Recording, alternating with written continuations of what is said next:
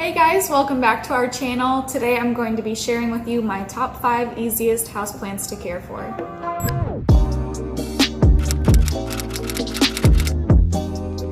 So these are going to be the top 5 easiest houseplants from my personal collection. Of course, I don't own every plant on the planet, but I'm just going to be sharing with you guys today ones that I find the easiest. Okay, first up we have a whale's fin Sansevieria. And these guys are known for being so resilient. They really adapt to any kind of climate or situations.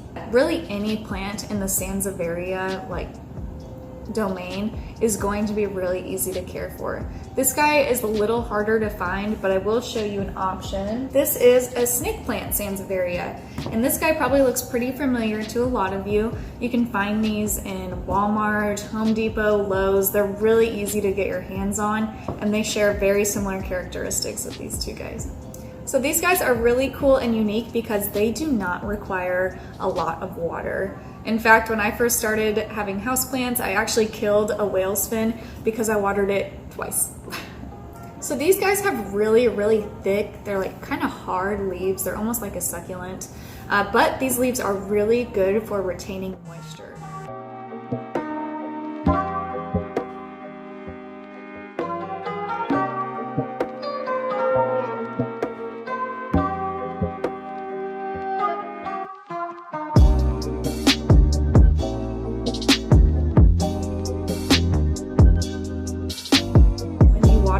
They really store a lot of it, and they do not like to be watered often. I always say when someone asks me how often you water your snake plant or whale's fin, I do it until it is completely bone dry, and then when I think it's time to water, I wait another week or maybe even 2 weeks to actually water it. Another reason that this plant is super easy to care for and is good for beginners is because it can handle pretty much any kind of light. They like bright and direct light, or if you have a low light situation in your house but you really want to plant, these are going to be the guys that you want to put there. I actually have this guy in a low light area in my bedroom, and he's doing really well.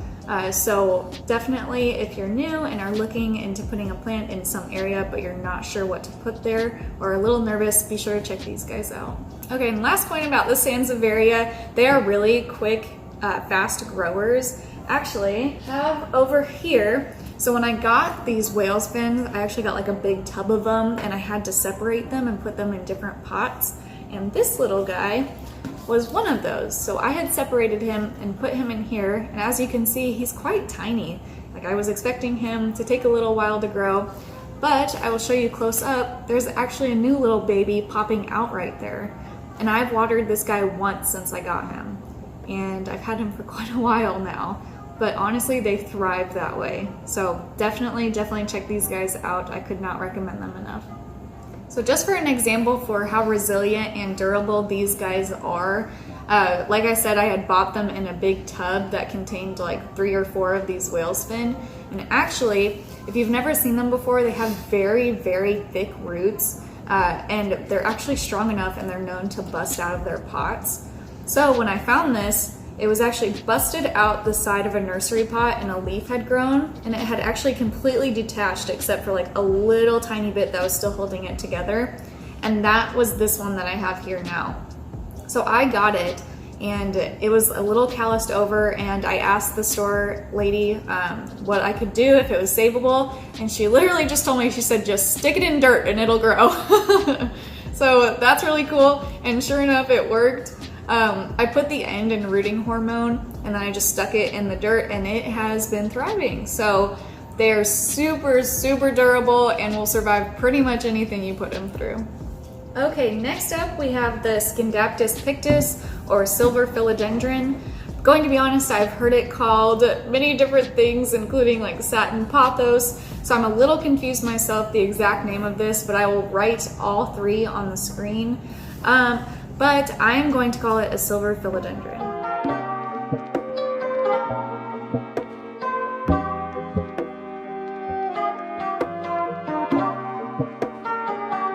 So this guy made the list because of the sheer amount of abuse I put it through in the beginning of its life. This guy has been repotted, I think 3 or 4 times.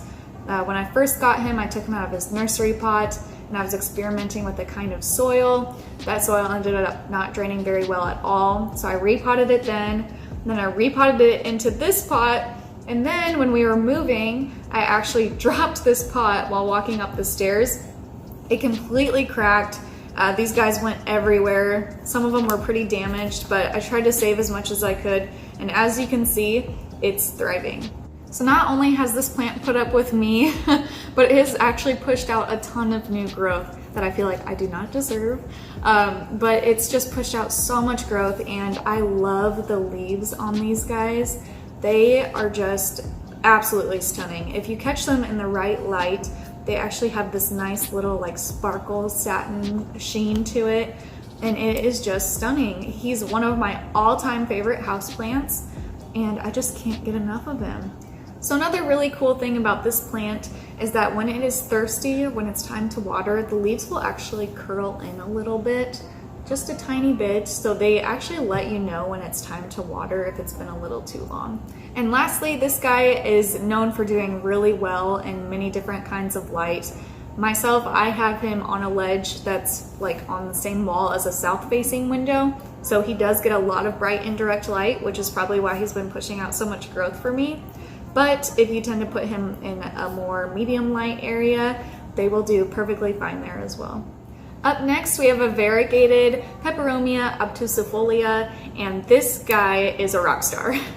This guy sits on Thalen's desk, and I'm going to be honest, I tend to forget about him being there, but he has really put up well with me. Because I forget about him, he gets pretty bone dry before I water him, and he's still been pushing out growth, just happy as can be. We have him upstairs on Thalen's desk, where I would say he gets medium light, and he's just loving it there. Like, he has no complaints, and I just really appreciate that this plant puts up with me. This guy's also really pretty.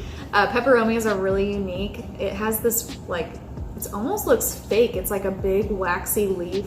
And this one is variegated, so the variegation's on the outside, and it really looks beautiful. It's almost like camo, and yeah, they look like little, they're also like, people call them baby rubber trees.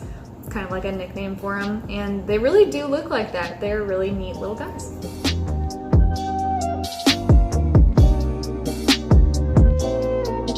Okay, and up next I have a Hoya. It wouldn't be a video if I didn't talk about a Hoya, right? So this here is a Hoya Crimson Princess, and you can tell that because the variegation is on the inside of the leaf, whereas a Hoya Crimson Queen, the variegation is on the outside of the leaf, like it's wearing a crown, like a queen. But Hoyas are one of my absolute favorite all-time houseplants. I could have put all 5 as my easiest houseplants as Hoyas. The reason I love Hoyas is because they are just so gosh darn easy, and they're so beautiful too. If you look at this one, the variegation is just stunning. It's one of my all-time favorite Hoyas. Specifically, if you're looking to get into Hoyas and the easiest ones, I find that the Hoyas with the thick waxy leaves are just the easiest. They're a lot like a succulent when you care for them. They can do well in like bright indirect light or medium light. I personally have a lot of mine in more medium light, but they're just so easy and stunning. There's lots of Hoyas that are tiny too. Like, I'll show you guys a close-up of my Hoya Curtisi. I have a little bit more trouble growing those ones, which is why I'm recommending the ones with bigger waxy leaves. So since these guys have these big, thick, like waxy leaves, they're a lot like a succulent and can hold a lot of water in them. And Hoyas are known for really liking to dry out in between waterings. And I can personally attest to this. Mine really, really like to dry out in between waterings, almost to the point of being bone dry, and then like to be really saturated after with water. And they do just so fabulous with that. I went on vacation for 2 weeks, and I just watered them really thoroughly before I left. And they were actually my houseplants that I was not worried about leaving for 2 weeks, because they just do so well. They really like to dry out, and they are perfect for someone who travels a lot or someone who's a beginner and wants to see a lot of growth in their plant.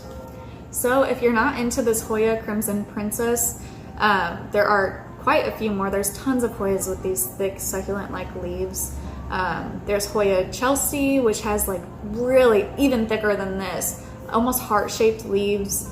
There's Hoya Crinkle 8, which as the name says, it has 8 crinkles in its leaves, and it's really cute.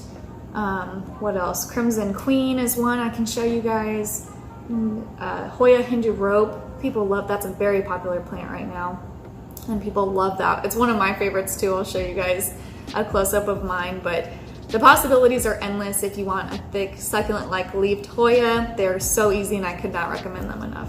Okay, and then I also have on the list rubber trees. Rubber trees are one of my favorite houseplants of all time.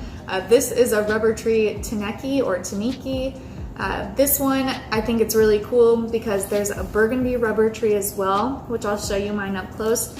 Those do absolutely great in places with tons of light. They love tons of light, but if you want a rubber tree and you have somewhere that's more medium light or a little bit quite indirect light, this Taniki will do so well for you because it's variegated and it cannot have direct sunlight.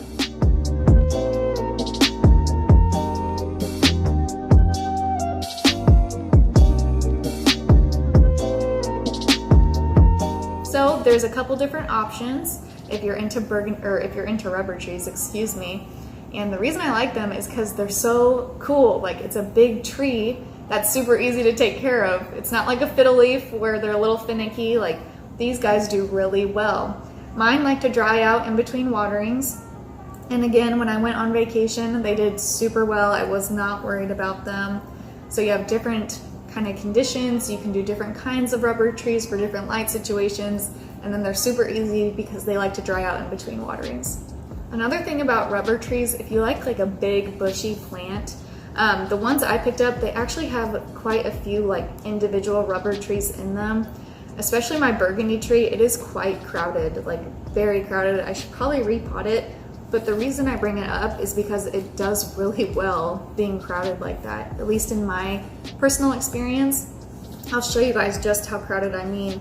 My Taniki isn't that bad, but they do really well, and if you like the look of just that really bushy plant, they'll do awesome for you. These guys are also pretty, I would say moderately quick growers, but it's really rewarding when they come out, especially with the Taniki, whatever you guys want to call it. When their leaves come out, they're really pink and so stinking cute.